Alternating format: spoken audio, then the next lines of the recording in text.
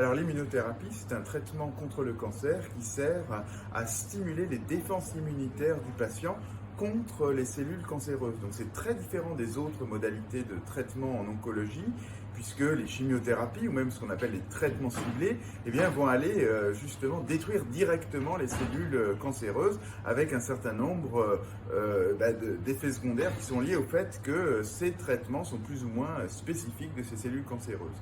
L'immunothérapie, c'est complètement différent. On utilise quelque chose qui est naturel, qui sont les défenses de notre organisme contre tout ce qui lui est étranger, y compris les cellules cancéreuses, en le stimulant. Donc un effet beaucoup plus effectivement efficace dans le temps, puisqu'une fois qu'on a réappris à notre système immunitaire à reconnaître les cellules cancéreuses et à les détruire, c'est pour toujours. Et donc il y a un effet rémanent du traitement d'immunothérapie. Et puis d'autre part, il y a moins d'effets secondaires parce qu'on est sur un processus naturel. Bien, dans les cancers du poumon, l'immunothérapie, elle est donnée tout de suite, dès le diagnostic d'une maladie avancée pour la plupart des patients. L'immunothérapie peut être donnée toute seule ou en association aux chimiothérapies. Donc c'est un traitement qui vient très rapidement dans la prise en charge et c'est le cas également dans des situations où il n'y a pas de maladie avancée. Par exemple, on va utiliser de plus en plus l'immunothérapie chez les patients qui sont opérés de leur cancer du poumon, soit avant la chirurgie, soit après la chirurgie. Ça se surveille et d'une façon particulière parce que c'est là encore très différent des traitements habituels que l'on utilise dans la prise en charge des cancers.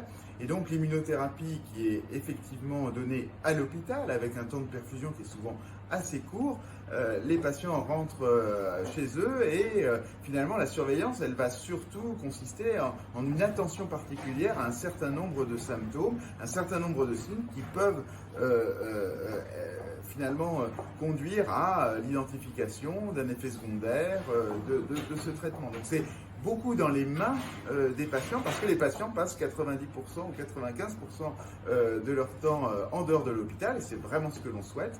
Donc il y a un certain nombre de choses à connaître et à comprendre pour justement identifier ces symptômes et réagir de façon adéquate en contactant leur équipe médicale. Ce projet, qui est un projet éducationnel finalement, est intéressant parce que c'est un outil digital en ligne, donc il est facile d'y accéder et à tout moment finalement pour ces patients, mais aussi peut-être pour les aidants autour du patient, avec un certain nombre d'informations justement sur les immunothérapies et à la fois sur ce qui se passe à l'hôpital, ce qui se passe à la maison, ce qui se passe avec les autres soignants qui prennent en charge finalement le patient.